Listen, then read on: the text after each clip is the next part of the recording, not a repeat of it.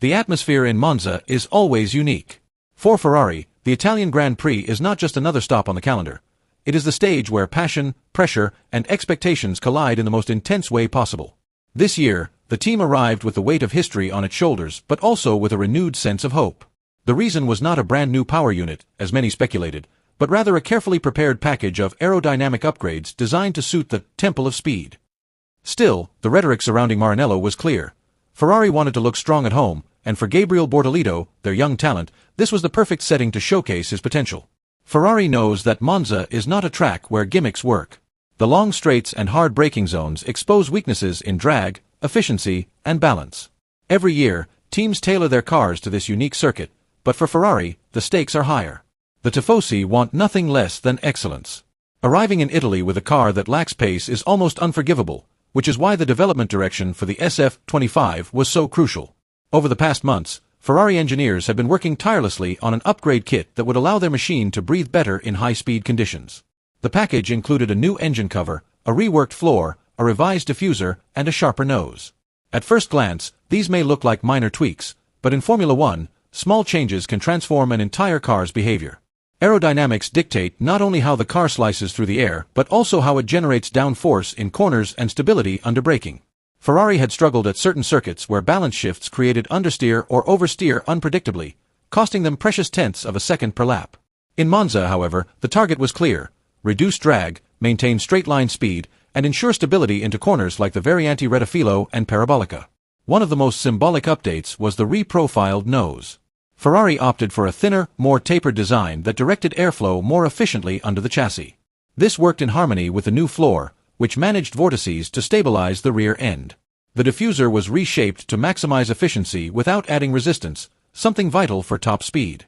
These were not headline-grabbing innovations, but they were pragmatic and effective, crafted with Monza in mind. And what about the engine?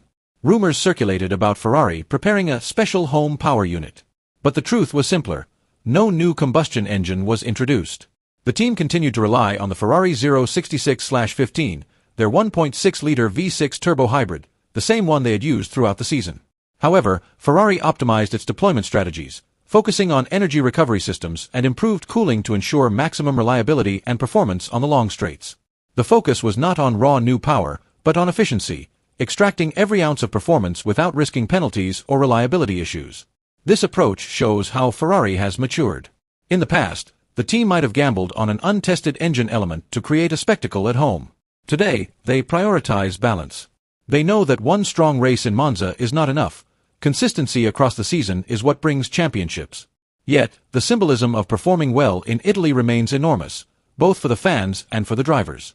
For Gabriel Bortoleto, the Italian Grand Prix carried a special weight.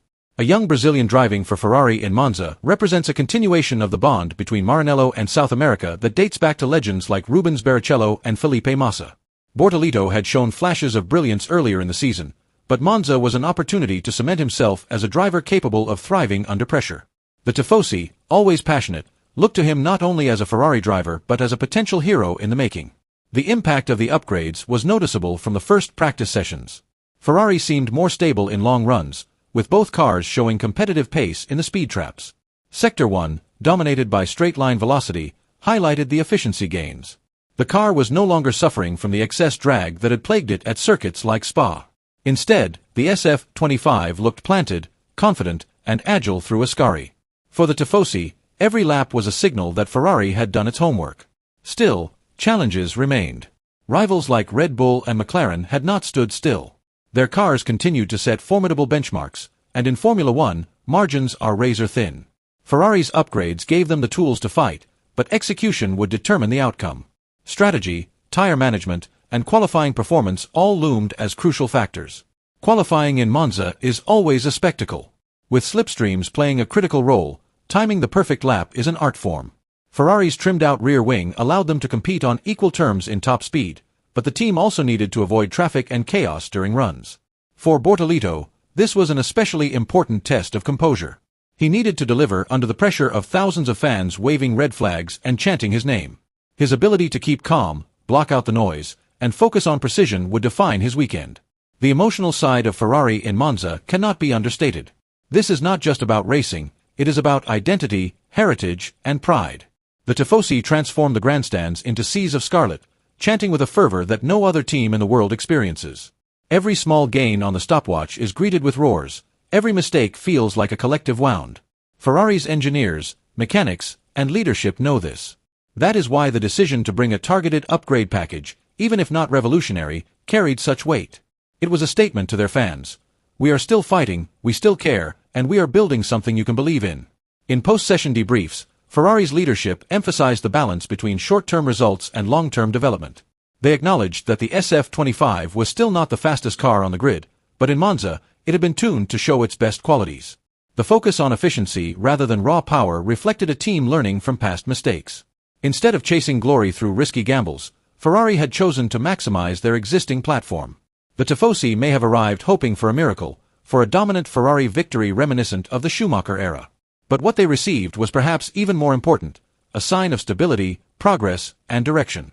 Ferrari's performance in Monza showed that they could adapt, improve, and respond to challenges with intelligence. For Bortoleto, it provided the platform to show that he could rise with the team, not only as a passenger but as a protagonist in its future. The symbolism of Ferrari being strong at home extends beyond one race. It is about reinforcing belief, inside the factory, inside the paddock, and among millions of fans worldwide. Every time Ferrari demonstrates competitiveness at Monza, it reminds everyone why the team remains the beating heart of Formula One. It proves that despite setbacks, despite rivals' dominance, Ferrari's legacy and potential cannot be erased. In the end, Monza is about more than speed. It is about soul. Ferrari's upgraded SF25 may not have introduced a new engine, but it showed that careful engineering, tactical improvements, and emotional resilience can make the difference. For Bortoleto, for the Tifosi, and for the entire team, this Italian Grand Prix represented a step forward, perhaps not yet the summit, but certainly a reminder that Ferrari can still roar at the temple of speed. And as the sun set over Monza, with fans waving their banners and chanting into the evening, one thing was clear: Ferrari had reignited a spark. It was not perfection, but it was enough to make the Tifosi believe again. And in Formula One, belief is often the first step toward triumph.